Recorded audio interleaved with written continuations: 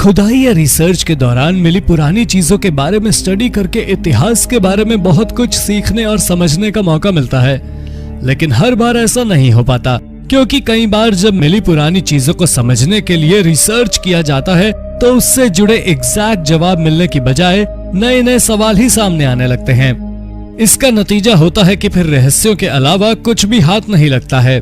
तो चलिए आपको इस वीडियो में 10 ऐसी ही चीजों के बारे में बताते हैं जिसमें कई रहस्य छिपे हुए हैं। Number 10, mummy of a monk. ऐसा माना जाता है कि लाशों को मम्मी के रूप में सुरक्षित रखने की तकनीक सिर्फ मिस्र में ही अपनाई जाती थी, लेकिन 1975 में हिमाचल प्रदेश में एक ऐसी मम्मी मिली जिसने वैज्ञानिकों के सामने हजारों सवाल खड़े कर दिए।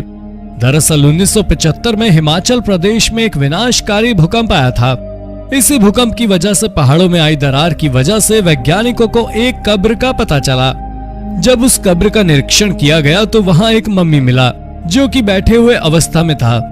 भारत में वो भी बैठे हुए हालात में मम्मी का मिलना आर्कियोलॉजिस्ट के लिए काफी हैरानी भरा था। रिसर्च से पता चला कि ये कब्र लगभग 500 साल पुरानी है। इसमें मिली मम्मी एक मॉन्क की थी। इसमें जो सबसे ज्यादा हैरान करने वाली बात पता चली वो ये कि ये एक श्राप से बचाने के लिए इस धार्मिक गुरु ने खुद को ही मम्मीफाइड किया था। आखिर उसने खुद को इसके लिए कैसे तैयार किया होगा, इसका जवाब आज तक नहीं मिल पाया है। Number 9, stone in Ethiopia. Ethiopia के एक सुदूर इलाके में 1843 में एक बड़ा सा पत्थर मिला था जिस पर एक शेर की आकृति उकेरी गई थी। यूं तो यह पत्थर देखने में काफी सामान्य है, लेकिन इस पर उकेरी गई शेर की आकृति के साथ साथ कुछ अन्य आकृतियां इसे काफी रहस्यमय बनाती हैं। इस पत्थर पर शेर के साथ साथ क्रिश्चियन धर्म का प्रतीक चिन्ह भी उकेरा गया है। इस पत्थर के मिलने के बाद ये पता लगाने के लिए रिसर्च शुरू किया गया कि आखिर ये पत्थर कहां से आया था तथा इस पर ये आकृतियां किसने उकेरी हैं। काफी खोजबीन के बाद भी ये पता नहीं चल पाया कि आखिर ये पत्थर कहां से आया तथा इस पर ये आकृतियां किसने बनाई है। यही वजह है कि ये पत्थर आज भी काफी रहस्यों से भरा है। ये अब इथोपिया के एक प्रमुख टूरिस्ट प्लेस में भी गिना जाता है। नंबर 8, हायरोग्लिफ। हायरोग्लिफ एक राइटिंग सिस्टम है जिसका उपयोग आज से हजारों साल पहले मिस्र में किया जाता था। इस सिस्टम में लिखने के लिए एक खास किस्म की भाषा का उपयोग किया जाता था। समय समय पर मिस्र के अलग अलग हिस्सों से ऐसे पत्थर और दूसरी चीजें मिलती रही हैं जिस पर इसी हायरोग्लिफ राइटिंग सिस्टम का उपयोग करते हुए कुछ लिखा गया है। लाख कोशिशों के बावजूद आज तक वैज्ञानिक इस सिस्टम में उपयोग किए गए लैंग्वेज को नहीं समझ पाए हैं। यही वजह है कि अब तक ये पता नहीं लगाया जा सका है कि उन पत्थरों पर क्या लिखा हुआ है। हाँ, रिसर्च के बाद वैज्ञानिकों ने इतना जरूर पता लगाया कि जो पत्थर मिले थे वो लगभग 4100 साल पुराने हो सकते हैं। Number 7, the Kapelikaya rock tomb. दुनिया के सबसे पुराने देशों में से एक होने की वजह से तुर्की में भी एक से बढ़कर एक ऐतिहासिक और रहस्यमय चीजें देखने को मिलती रहती हैं। तुर्की के कोरम शहर के करीब की पहाड़ियों में मौजूद कैपेलिकाया रॉक टूम्ब किसी रहस्य से कम नहीं है। ये एक पहाड़ की ऊंचाई पर मौजूद एक कब्र है। इसमें रहस्य ये है कि ये कब्र किसकी है और इसे हजारों साल पहले इतनी ऊंचाई पर किसने और कैसे बनाया, इन सब के जवाब किसी के पास नहीं है। कुछ रिसर्च से इतना पता चल पाया है कि ये कब्र हेलेनिस्टिक पीरियड के हो सकते हैं। इस टूम्ब का बाहरी दरवाजा पत्थर को काटकर जिस सफाई से बनाया गया है वो हर किसी को हैरान करता है। Number 6, ancient Roman puzzle locks. आज के आधुनिक बैग्स और पर्स में सुरक्षा की दृष्टि से पासवर्ड इनेबल्ड लॉक दिया होता है, लेकिन पासवर्ड वाला कंसेप्ट हजारों साल पुराना है। ये दावा इस आधार पर किया जा रहा है क्योंकि कुछ साल पहले जर्मनी में एक नदी से बहुत सारे छोटे छोटे रिंग प्राप्त हुए थे। जब उस रिंग का जांच किया गया तो कुछ हैरान करने वाले तथ्य सामने आए। पता चला कि दरअसल ये रिंग एक पजल लॉक था। जब उस समय लोगों को किसी व्यक्ति को पैसे या कुछ कीमती सामान भेजने होते थे तो वो उसे इसी लॉक में रखकर एक पजल के द्वारा उसे लॉक कर देते थे, और ये पजल सिर्फ उसे ही मालूम होता था जिसे ये भेजा जा रहा है। वैज्ञानिक अब तक ये नहीं समझ पाए हैं कि इसमें किस पजल का उपयोग किया जाता था तथा ये पजल कितने सुरक्षित होते थे।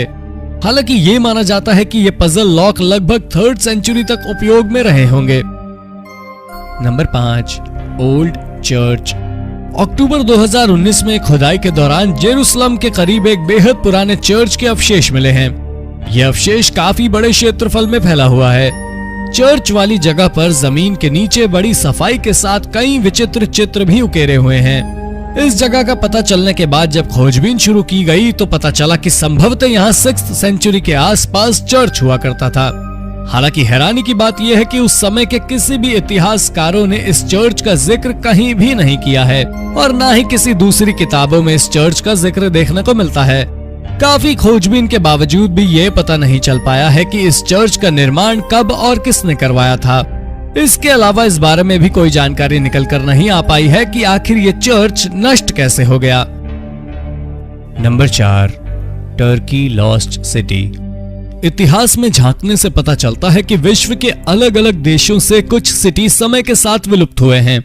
एक ऐसी ही सिटी तुर्की से भी गायब हुई थी। हालांकि सिटी के गायब होने के बावजूद उसके कुछ अवशेष अब भी वहां मौजूद हैं।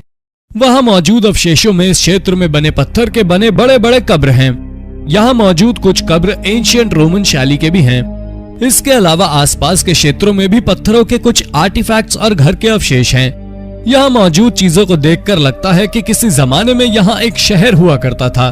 लेकिन हैरानी की बात यह है कि इस जगह से अब तक कोई पुराना सिक्का या किसी भी तरह की करेंसी प्राप्त नहीं हुई है।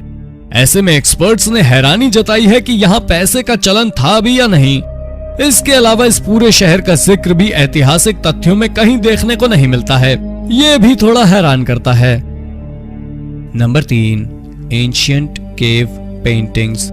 दुनिया के सबसे बड़े गर्म रेगिस्तान सहारा डेजर्ट में अल्जीरिया के करीब गुफाओं में कुछ ऐसी पेंटिंग्स हैं जो आपके सोचने के तरीके को बदल सकती है।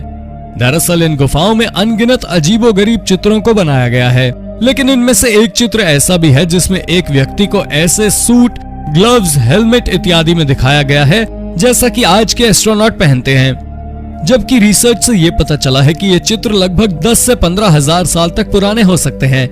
ऐसे में सवाल उठता है कि आखिर हजारों साल पहले के चित्रों में आज के एस्ट्रोनॉट कैसे आ गए। कुछ लोग दावा करते हैं कि हजारों साल पहले दूसरे ग्रह से एलियन आए होंगे। संभवतः ये तस्वीरें उन्हीं की हो सकती है। हालांकि इसकी सच्चाई क्या है वो कोई नहीं जानता है। Number 2, Nazca lines. हजारों साल पहले लोग पहाड़ों पर ही चित्रकारी किया करते थे या सूचनाओं को याद रखने के लिए उसे चित्र के रूप में उकेर लिया करते थे। ऐसे चित्र दुनिया के कई देशों में मौजूद हैं, लेकिन पेरू में मौजूद पहाड़ों पर उकेरे गए चित्र अलग ही महत्व रखता है। ये जगह नाज़का लाइन्स के नाम से जाना जाता है। यहाँ पहाड़ों पर एक साथ हजारों की संख्या में चित्र बने हुए हैं। ये काफी बड़े क्षेत्र में फैला हुआ है। अध्ययनों से इतना पता चला है कि ये चित्र लगभग 1500 साल पहले बनाए गए होंगे, लेकिन कुछ एक्सपर्ट्स का मानना है कि ये तस्वीरें 1500 साल से भी पुराने हो सकते हैं। इन चित्रों के बारे में जो सबसे बड़ा सवाल है वो ये है कि आखिर किसने इतने सारे चित्र इस वीराने में आकर उकेरे होंगे और इन चित्रों को वीरान सुनसान पहाड़ों पर बनाने का मकसद क्या रहा होगा। Number 1, the white city. Honduras Central America में मौजूद एक देश है। हाल ही में आर्कियोलॉजिस्ट की एक टीम में इसी देश में लंबे समय तक खुदाई करने के बाद एक विलुप्त हो चुके शहर को खोजने का दावा किया है। इस शहर को द व्हाइट सिटी नाम दिया गया है। इस शहर को city of the monkey God के नाम से भी जाना जाता है। 2016 तक इस शहर का नामो निशान नहीं था। फिर इस क्षेत्र में कुछ अजीबोगरीब चीजें मिलने के बाद और रिसर्च के बाद खुदाई का काम शुरू किया गया। यहाँ कई हैरान करने वाली चीजें मिली। खुदाई के दौरान ही यहाँ बड़े बड़े पत्थर भी मिले जिन पर जैगुआर के चित्र के साथ साथ इंसानों के चित्र भी उकेरे हुए थे। इसके अलावा भी कई चित्र यहाँ मिले पत्थरों पर मिले। खोजबीन के बाद ये शहर तो मिल गया, लेकिन यहाँ से किसी भी तरह के मानव अवशेष नहीं मिले। इसके अलावा यहाँ कौन लोग रहते थे इस बारे में भी कोई जानकारी अब तक हाथ नहीं लग पाई है। तो दोस्तों ये थी आज की वीडियो। उम्मीद है वीडियो में आपको कई रोचक जानकारियां मिली होंगी। वीडियो के बारे में अपनी राय कमेंट बॉक्स में जरूर दें। वीडियो पसंद आई हो तो इसे लाइक और शेयर भी जरूर करें। अगर आपने अब तक इस चैनल को सब्सक्राइब नहीं किया है तो सब्सक्राइब करते हुए बेल आइकन जरूर दबा लें ताकि आप तक ऐसी ही रोचक वीडियो लगातार आती रहे। धन्यवाद।